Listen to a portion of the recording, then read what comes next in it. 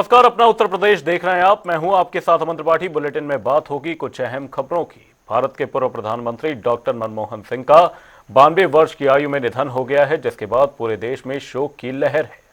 इसी को लेकर पूरे देश की सभी राष्ट्रीय और क्षेत्रीय पार्टियों के नेताओं ने शोक संवेदनाएं व्यक्त की। वहीं केंद्र सरकार की ओर से पूर्व पीएम के देहांत पर 7 दिन का राष्ट्रीय शोक घोषित किया गया है। साथ ही सभी सरकारी कार्यक्रम भी रद्द कर दिए गए हैं। कल सुबह 8:30 से लेकर 9:30 बजे तक कांग्रेस कार्यालय में उनके अंतिम दर्शन किए जा सकेंगे। वहीं कल सुबह 9:30 बजे से उनकी अंतिम यात्रा शुरू होगी। आपको बता दें, इस दौरान प्रधानमंत्री मोदी, केंद्रीय गृह मंत्री अमित शाह उनके आवास पर पहुंचकर श्रद्धांजलि अर्पित करते नजर आए। बहुत दुखद इकोनॉमिस्ट रहे और देश को जब पूरे वर्ल्ड में रिसेशन हो रहा था, उन्होंने बहुत चतुरता के साथ बुद्धि का इस्तेमाल करते हुए देश को इकोनॉमिकली काफी बचा के रखा। सबसे बड़ी बात, उनका व्यक्तित्व बड़ा शालीन था, अथॉर जेंटलमैन।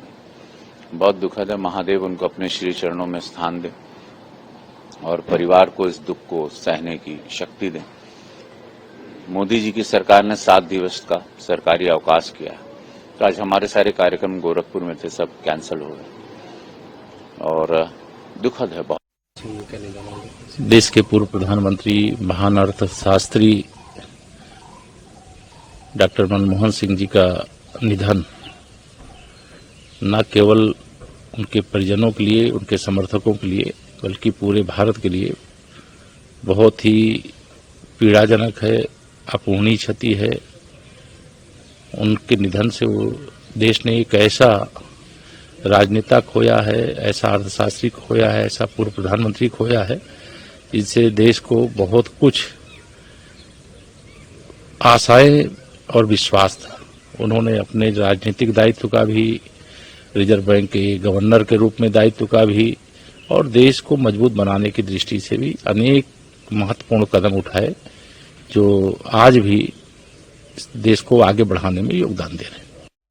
डॉक्टर मनमोहन सिंह इह में विलीन हो गए। परमेश्वर उनकी आत्मा को शांति प्रदान करे। परमेश्वर शोक संतप्त परिवार को दुख और कष्ट सहने की शक्ति प्रदान करे। परमेश्वर हम भारतवासियों को वो स्मृति प्रदान करे जहां हम याद रख सकें डॉक्टर मनमोहन सिंह का अविस्मरणीय योगदान भारत की अर्थव्यवस्था को एक नई दिशा देकर देश की प्रगति और देश के विकास की राह में अग्रसर होने का जो प्रयत्न है डॉक्टर साहब ने किया, तब जब उन्हें स्वर्गीय पीवी नरसिम्हा राव ने वित्त मंत्री बनाकर उनके हाथों में भारत की अर्थनीति की व्यवस्था सौंप दी। ये बहुत ही दुखद खबर हम लोगों को कल शाम को मिली थी कि हमारे देश के यशस्वी पूर्व प्रधानमंत्री जी अब नहीं रहे। और मैं स्वयं एक बिजनेस स्टूडेंट हूँ, I am a student of business and economics, तो बहुत उनसे सीखने को मिला है। जो उनके रिफॉर्म्स थे, इकोनॉमिक रिफॉर्म्स थे, वाकई उन्होंने देश को बदल दिया है। बहरहाल तब तो हम लोग बहुत छोटे थे, but definitely as an economist, माननीय पूर्व प्रधानमंत्री जी होने के साथ ही साथ जो उनकी इकोनॉमिक रिफॉर्म्स थे, जो उनका वैल्यू सिस्टम था, मेन रूप से एज एन इंसान अगर देखें तो जो उनकी सादगी थी, सिंप्लिसिटी थी, कभी उनके वाक्य से आपने कभी कोई गलत बात नहीं सुनी होगी, या हमेशा सम्मानजनक तरीके से उन्होंने हमेशा बात करी, चाहे सदन में चाहे बाहर। तो बेशक बहुत ही दुख की बात है, and I feel very strongly about कि जो उनका कंडोलेंस है 7 दिन का शोक भी घोषित किया, ये बहुत ही अच्छा कदम है सरकार के माध्यम से जो उठाया गया है, and it's a big loss for the country. Doctor Manmohan Singh आज हमारे बीच में नहीं रहे। उनके निधन की खबर सुनकर हम सभी बहुत ही दुखित हैं और स्तब्ध हैं। डॉक्टर मनमोहन सिंह जी ने देश के प्रधानमंत्री के रूप में हमारे देश की अर्थव्यवस्था में आमूलचूल परिवर्तन किया था, बहुत बड़ा सुधार किया है। उनके न रहने से देश ने बहुत बड़ी विभूति खोया है। उन्होंने जो कीर्तिमान स्थापित किया है देश की अर्थव्यवस्था के सुधारने के लिए, वो देश हमेशा उनको याद करता रहे। हम उनके उस पर श्रद्धा सुमन अर्पित करते हैं और उनके परिवार का, तो राजनेताओं का परिवार तो सारा देश होता है, कोई एक दो नहीं होता है।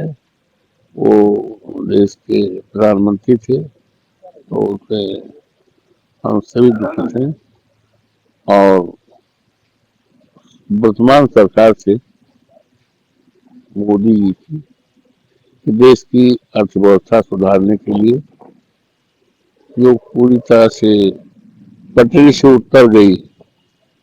मंत्री स्वर्गीय श्री मनमोहन सिंह जी नहीं रहे। भारत की अर्थव्यवस्था को आगे बढ़ाने में उनका बड़ा योगदान था। उनके जाने से अपूर्णीय क्षति हुई है।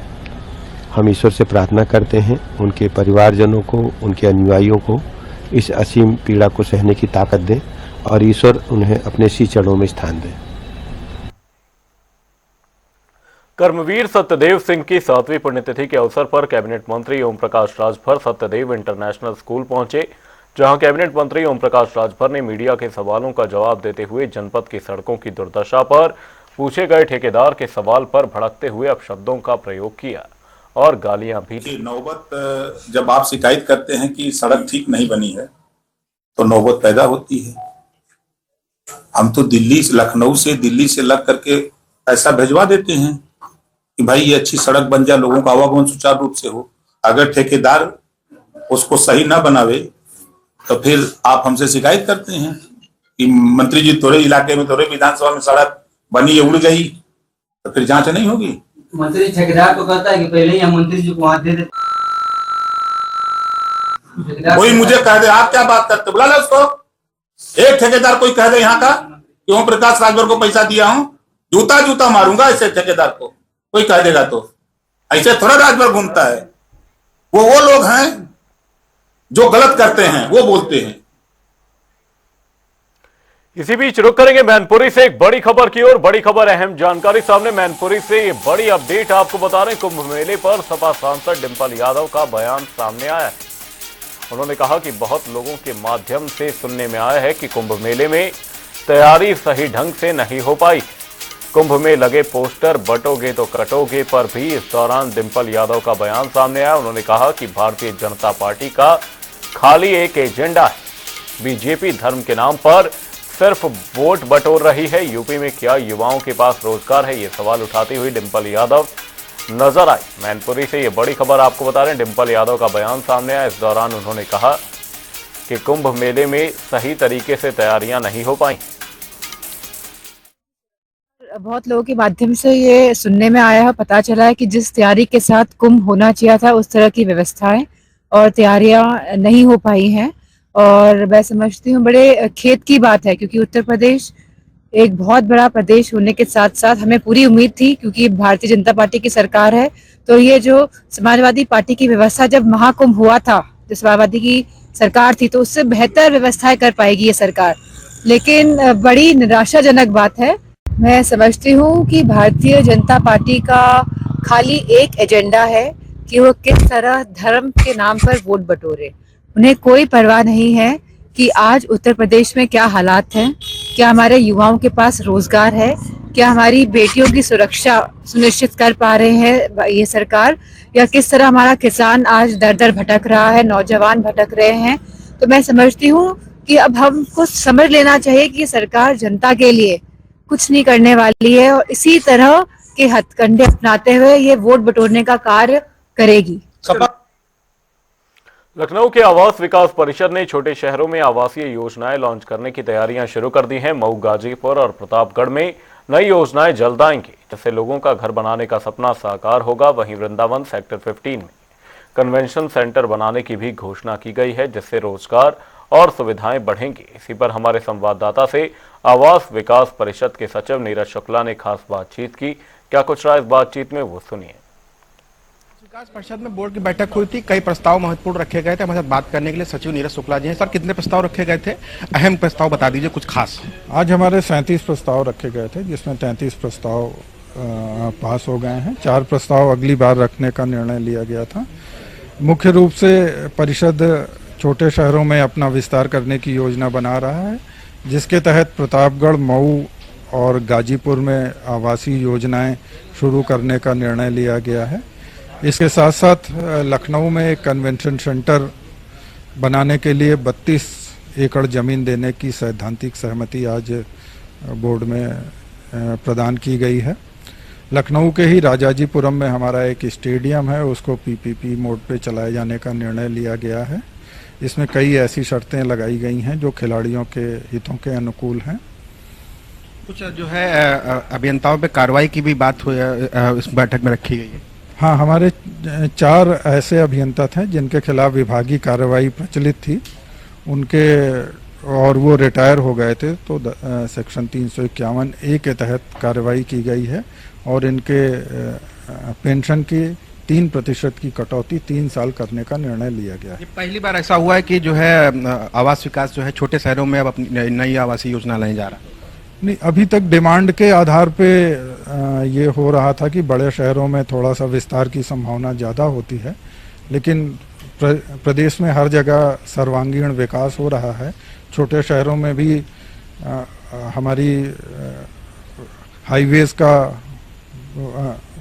जा रही हैं, तो ये और वहाँ पर भी मांग इस तरह बढ़ रही है, तो सुनियोजित विकास और लोगों की आवश्यकता को देखते हुए, आवास की आवश्यकता को देखते हुए परिषद अब छोटे शहरों में भी अपना विस्तार कर रहा है। धन्यवाद। तो ये थे सचिव नीरज शुक्ला, जिन्होंने बताया कि आवास विकास परिषद की बोर्ड बैठक में कई महत्वपूर्ण प्रस्ताव रखे गए थे। और सबसे खास बात यह है कि जो बड़े शहरों में तमाम योजनाएं रहती थी, अब छोटे शहरों में भी जो है अब ये नई योजनाएं लाने की तैयारी है आवास विकास परिषद की।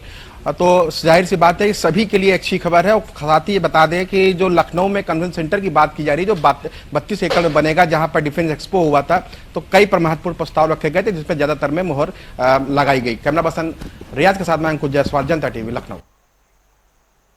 महाकुंभ 2025 को भव्य और दिव्य बनाने के लिए योगी सरकार युद्ध स्तर पर तैयारियों में जुटी हुई है। प्रशासनिक योजनाओं और विकास कार्यों को तेजी से पूरा किया जा रहा है। दूसरी ओर यूपी पुलिस ने भी महाकुंभ के दौरान सुरक्षा व्यवस्था को पुख्ता बनाने के लिए कमर कस ली है, जिससे श्रद्धालु सुरक्षित माहौल में महाकुंभ का अनुभव कर सकें। ये रिपोर्ट देखिए।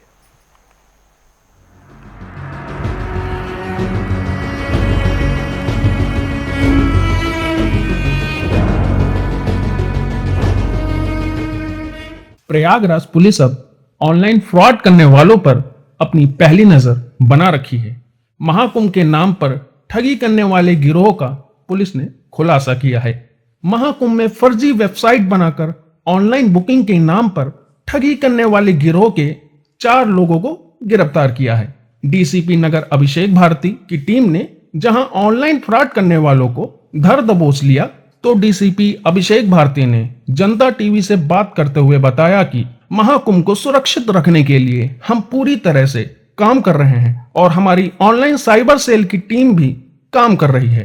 वहीं इन ठगी करने वाले गिरोह के लोगों के बारे में और पता लगाया जा रहा है और जल्द से जल्द उनके और साथी भी सलाखों के पीछे होंगे। महाकुंभ 2025 के दृष्टिगत प्राय संज्ञान में आया कि कुछ ऐसी फर्जी वेबसाइट्स हैं जो चल रही हैं, जहां पे लोग जो हैं वो बुकिंग कर रहे थे और ऐसा कोई होटल भी बहुत प्रकरणों में जो है वो एग्जिस्ट नहीं कर रहा था और उनके पैसे जो है वो धोखाधड़ी से लिए जा रहे थे। ऐसा ही एक प्रकरण संज्ञान में आने पर साइबर थाने में एक मुकदमा पंजीकृत हुआ था लगभग 1 माह पहले 53/24। आज उसका सफल अनावरण हुआ है। इसमें 4 अभियुक्त जो हैं वो गिरफ्तार किए गए हैं। ये अभियुक्त जो हैं वो कंप्यूटर की शिक्षा प्राप्त किए हैं और एक सॉफ्टवेयर कंपनी में कार्यरत हैं। ये वेबसाइट्स बनाते थे, फर्जी वेबसाइट्स। ऐसे 9 वेबसाइट्स कुछ बन चुकी थी और कुछ बनने की प्रक्रिया में थी जो इनके लैपटॉप पे पाई गई। वे महाकुंभ का नाम इस्तेमाल करते थे और उस पर फर्जी बुकिंग करके लोगों का पैसा धोखाधड़ी से ले लेते थे।